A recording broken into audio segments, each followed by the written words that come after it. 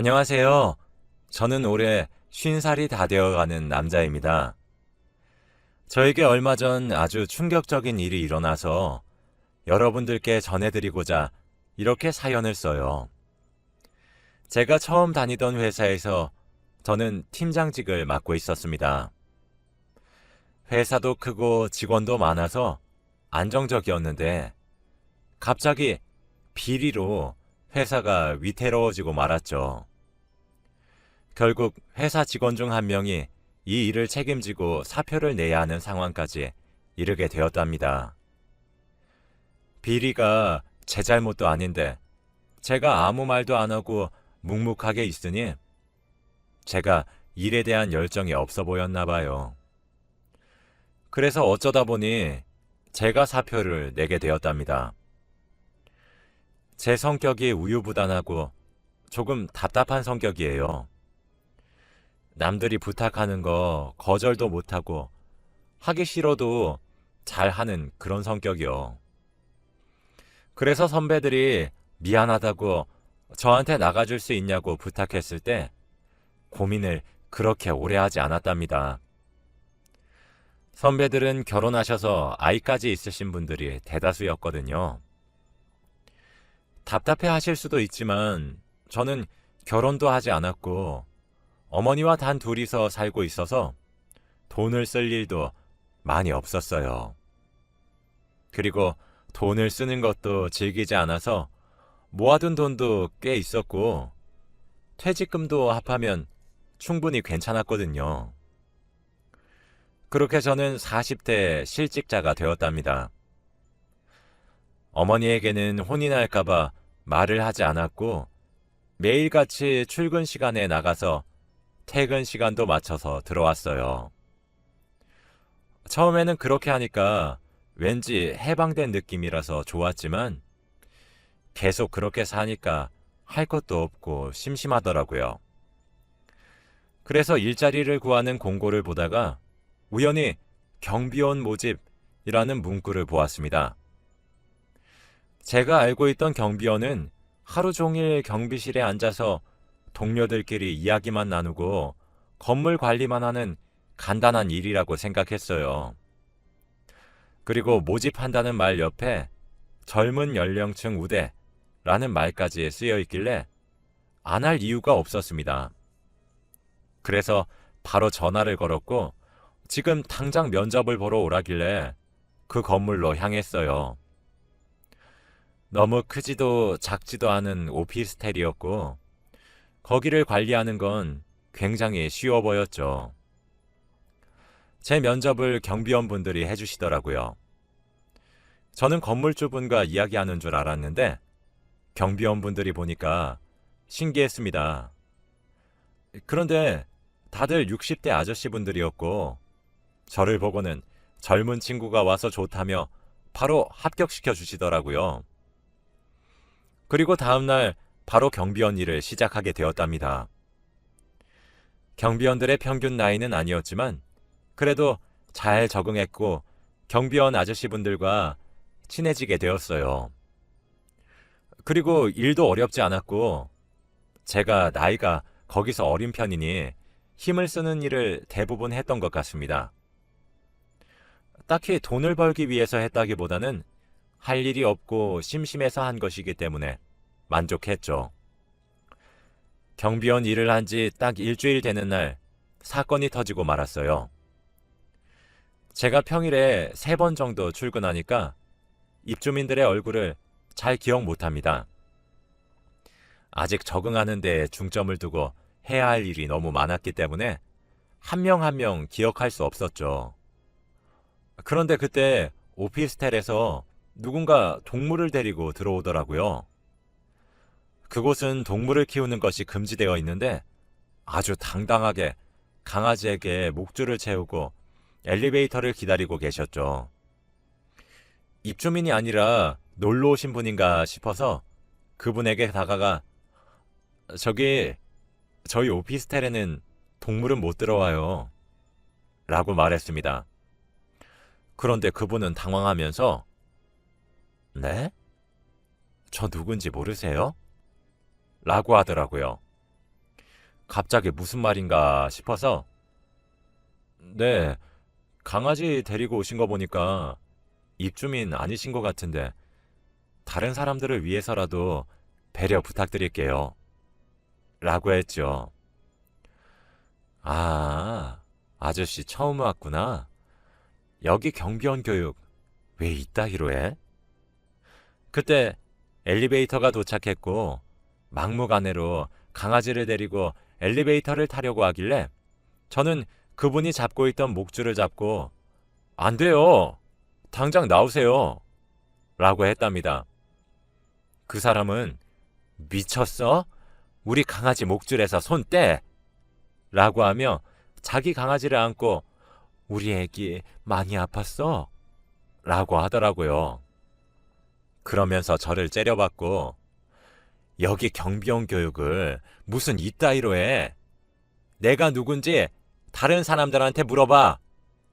그리고 입주민이 여기서 사는 동안 강아지 좀 키우겠다는데 경비가 무슨 상관이야? 우리 퍼피는 짖지도 않고 얼마나 순한 강아지인데. 그 사람은 막무가내로 강아지를 안은 채 엘리베이터를 탔고 맨 꼭대기 층으로 가더라고요. 그 층은 저희 오피스텔에서 가장 비싼 집이었습니다. 경비실에 가서 오늘 겪은 상황을 다 말했더니 다들 저에게 에휴, 왜 하필 그 악덕한테 걸려서 그 새파랗게 어린 청년 싸가지가 없어. 아주 걸리면 죽을 때까지 따라다닌디야. 너 들어오기 전에 있던 애도 그 청년 때문에 나간 거 아니오. 이제 큰일 났다. 너 어쩔겨? 그 청년 성격 별로니까 건들지 말어. 그냥 무시허. 라고 하더군요. 그래도 규칙대로 해요. 에휴, 네가 건물주요? 건물주만 마음대로 할 수 있는겨. 그리고 건물주 할아버지는 요새 통 안 보이더라. 그 입주민을 건물주에게 말씀드려서 조치를 취해야 하는데 건물주 할아버지는 한동안 잘 오시다가 어느 순간부터 오시지 않으신대요. 경비원 아저씨들 말로는 아프시거나 돌아가신 것 같다고 했습니다. 아무튼 건물주 할아버지가 못 오시니까 조치를 취할 방법이 없었어요. 그래도 저는 강아지를 데리고 올 때마다 강아지 데리고 오면 안 된다고 말을 했어요. 그럴 때마다 그 사람은 저에게 욕을 내뱉으며 야, 너 내가 잘리게 할 수 있어. 밥줄 끊기고 싶지 않으면 다른 경비원처럼 가만히 짜져 있으라고. 라고 했고 제가 그래도 안 된다고 하니까 차마 입에 담을 수조차 없는 폭언을 퍼붓더라고요. 근데 돈은 벌어야 하고 일은 계속해야 하니까 꾹 참고 일을 했습니다. 그런데 그 청년은 제 앞을 지나가다가 다시 다가와서는 인사 안 해? 라고 하더군요. 경비원이 입주민에게 인사를 해야 하나요? 저는 무슨 말인지 모르겠다는 표정을 짓고 아무 말도 안 하고 있으니 난 아픈 사람 안 봐줘. 당장 90도로 허리 굽혀서 인사해. 안 그러면 또 나한테 혼난다. 라고 했습니다. 저는 끝까지 인사를 하지 않았더니 그 청년은 손가락으로 제 머리를 밀치면서 야, 너 일 똑바로 안 해? 여기 있는 경비원들 다 나한테 인사해. 내가 여기서 제일 비싼 집에 사는데 이 정도는 해야지. 내 관리비가 다 너희 월급이야. 어디서 이런 싸가지 없는 애를 데리고 와서는. 아휴.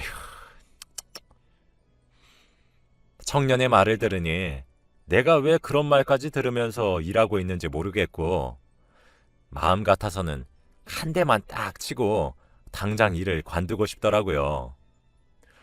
이런 갑질을 인터넷으로만 봤지 실제로 당해보니까 말문이 턱 막히고 가슴에 무언가 응어리진 것처럼 답답했습니다.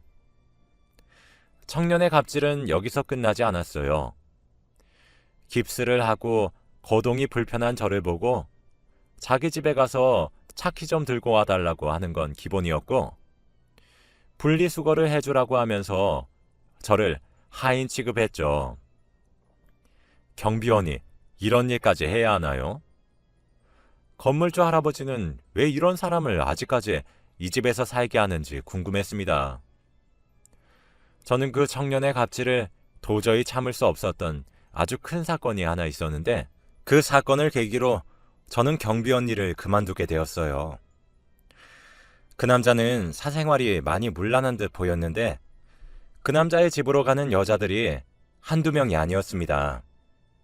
그런데 그 여자들도 바람을 피우고 있다는 사실을 알고 있는지 저에게 다가와서 방금 누가 그 집에 들어갔는지 확인하게 엘리베이터 CCTV 좀 확인할게요.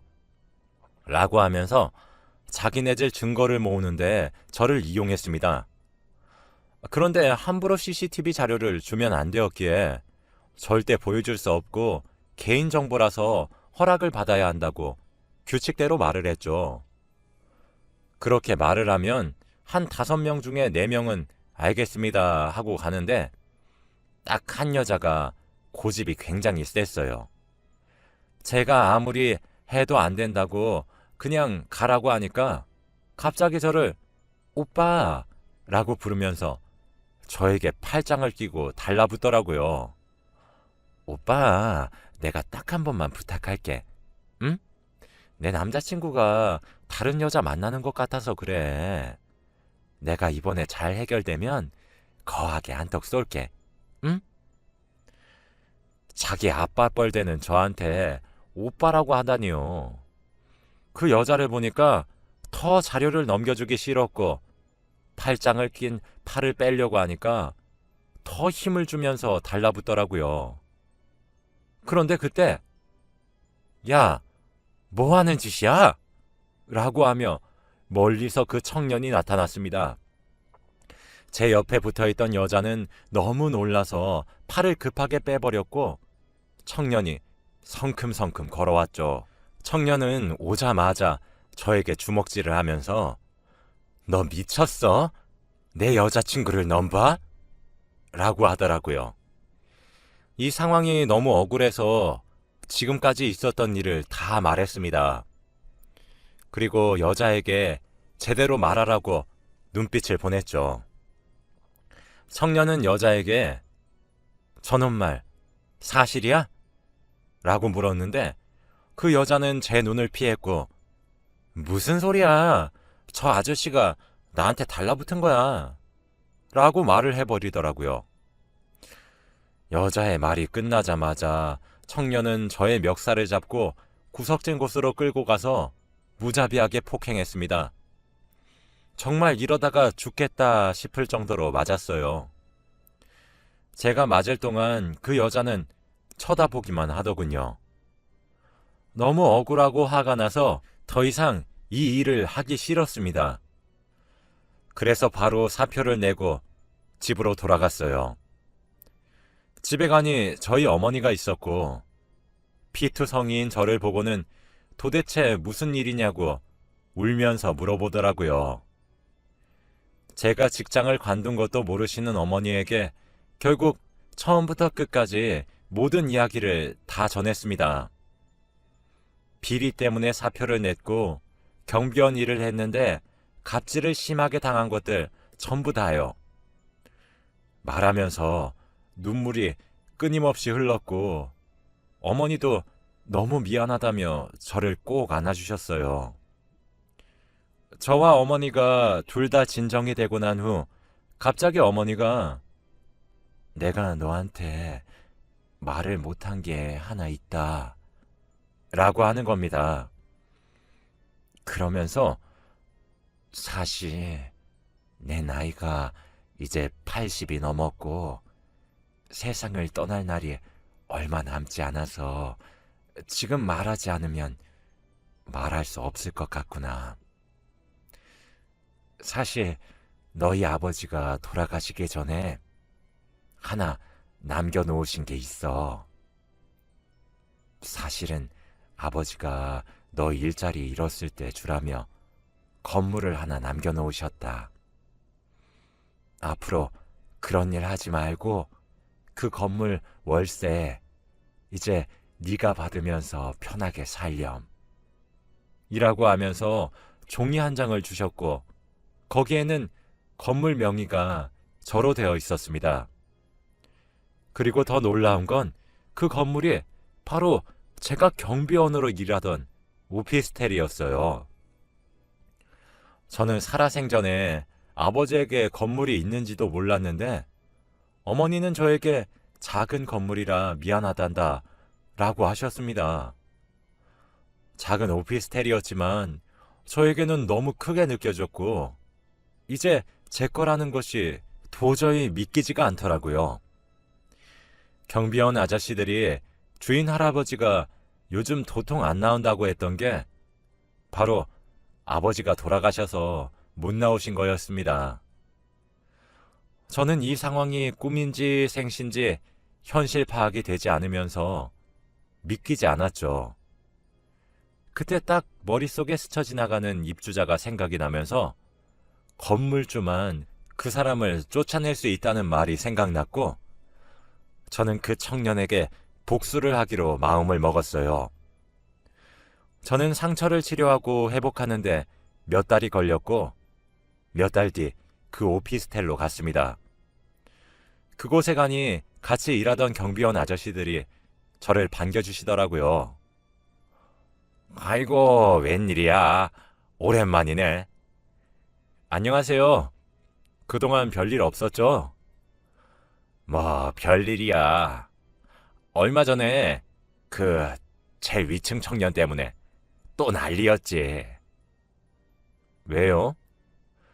글쎄, 네가 나가고 새 경비원을 다시 뽑았는데 그 청년 자동차가 이상한 곳에 주차되어 있어서 다른 곳에 주차하라고 하니까 그 경비원 얼굴에다가 냅다 침을 뱉었지 뭐야.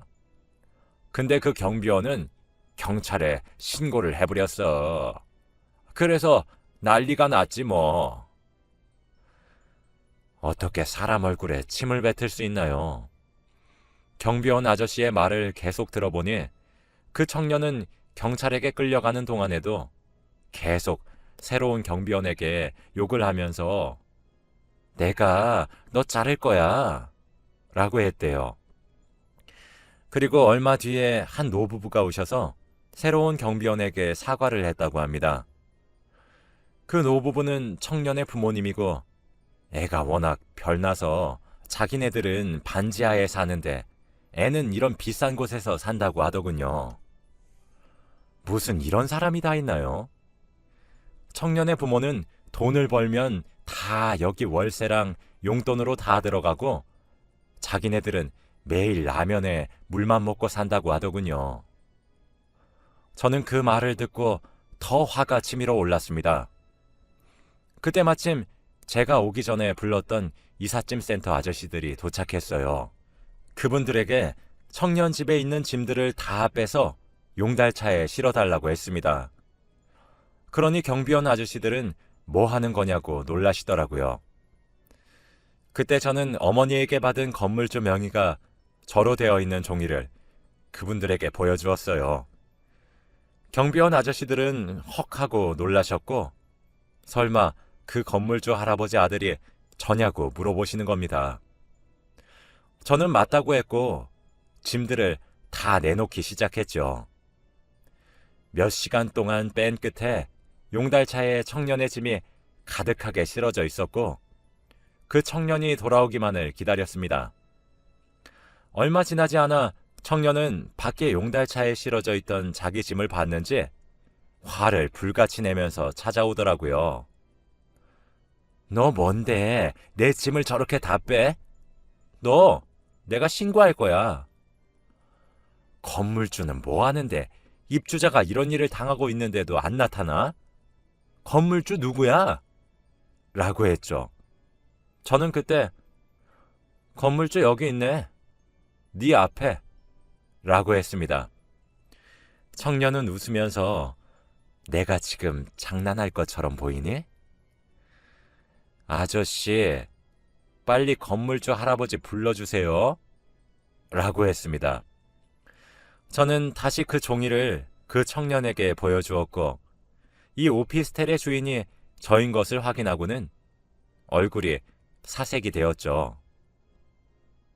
너 문서 조작했냐? 네가 왜... 건물주만 네 짐을 뺄 수 있다고 하지 않았나?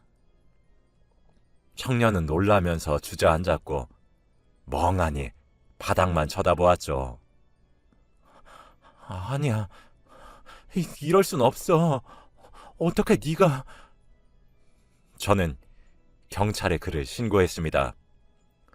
저를 폭행하고 갑질한 죄로 신고했고 얼마 지나지 않아서 감옥으로 가게 되었어요.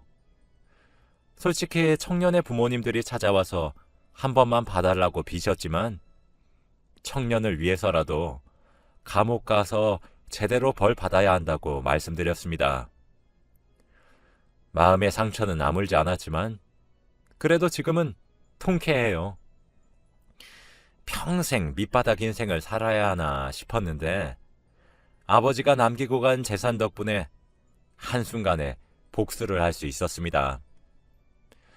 그 사람은 저에게 합의를 하자고 했지만 저는 돈을 받고 싶지 않았고 그가 제대로 된 처벌을 받는 걸 원했기에 절대 합의해주지 않았어요.